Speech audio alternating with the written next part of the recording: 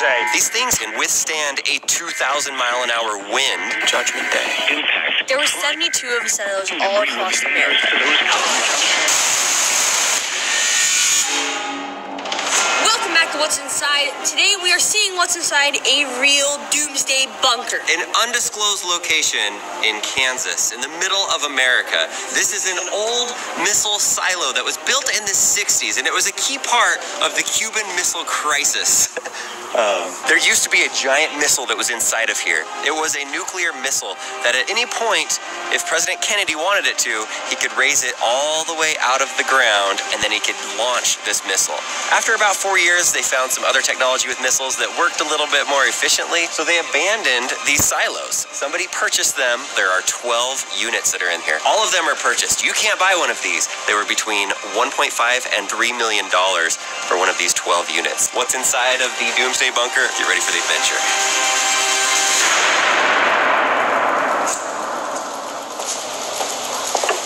Did you hear that boom? This is how big the entryway is. There's quite an echo in here. If you listen carefully, you'll hear a little clicking noise. And if your ears are really good, you're going to hear a ringing noise. This is the bird repellent system that's in place, so the birds don't fly in when you open the door. When you walk out of the garage, the first place you come is this, like, contamination area. If you needed to, you could go in here and decontaminate yourself. This door would typically be closed.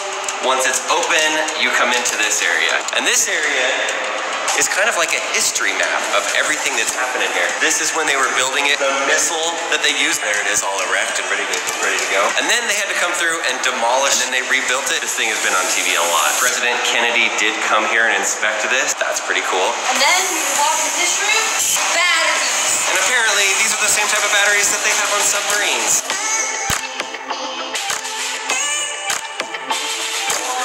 What is this? Rock wall, Lincoln. Oh, hey, look at this guy. If you have a dog, this is where you take your dog to go to the bathroom.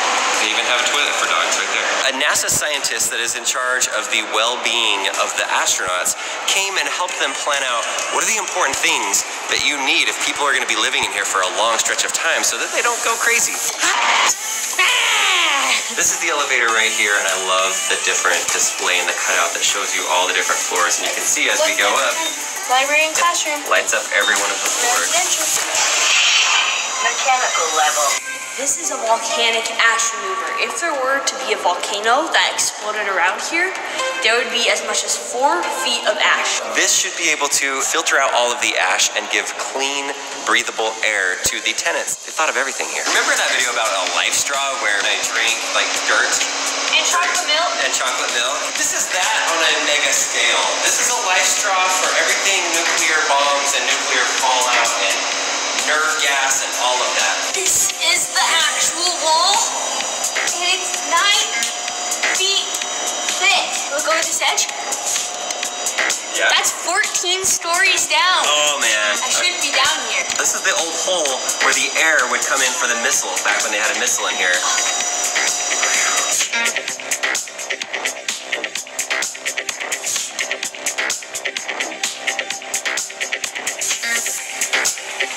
Camera just zooms in on it because it sees the motion. This is the security room. You have to make sure you scan all of the channels. This is the jail cell. Perfect. This is a wall full of thick, thick rubber. What type of doomsday bunker would it be if it didn't have a shooting range? This is a legit firing range with 2 different bays. Right now, we're in the movie theater room. It's near the very bottom. We're 190 feet underground right now. There's a killer sound system in here with a projector. Just off the movie room, we have the bar.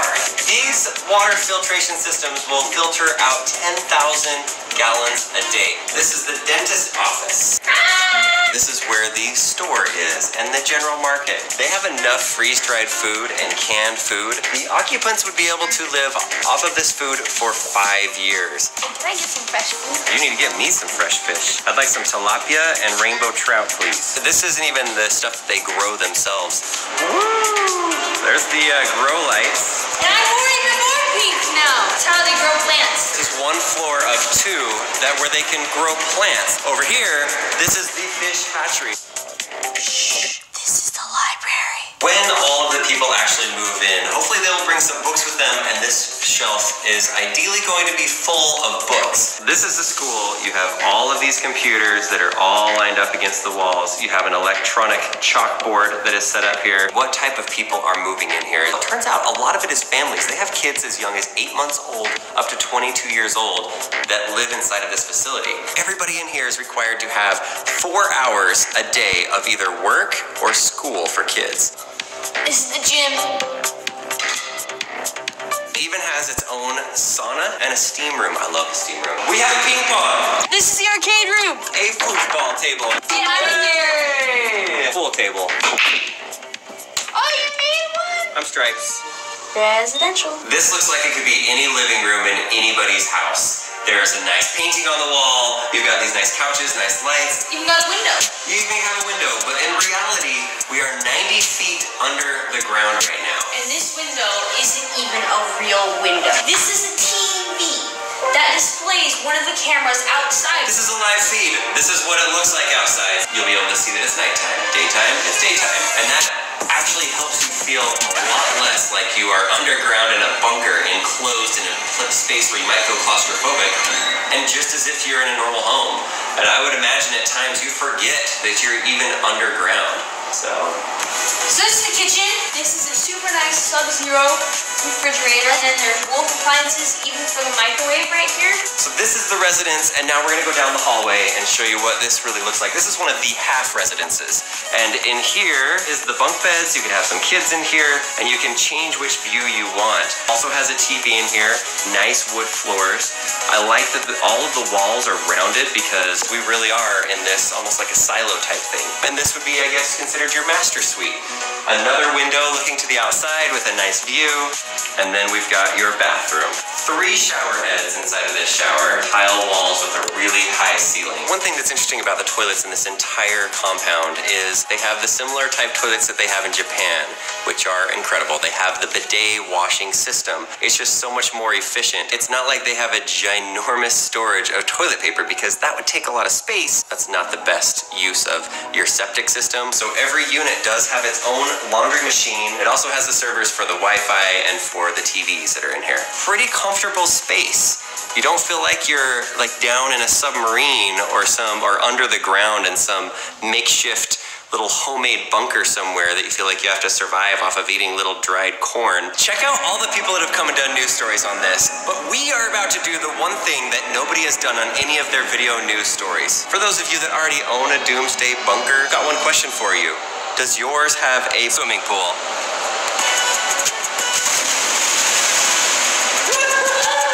There's a swimming pool because why not?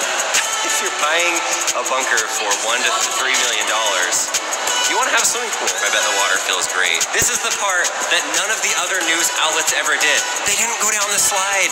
It's crazy. So this is the button.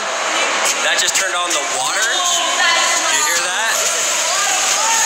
Go, Lincoln! All right, I do not have a GoPro on me.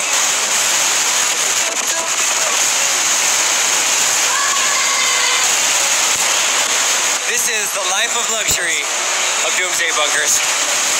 Let us know what you guys thought about this place. It's more like, I wouldn't even consider it a doomsday bunker. I consider it a luxury underground apartment that just happens to be the safest place in the world.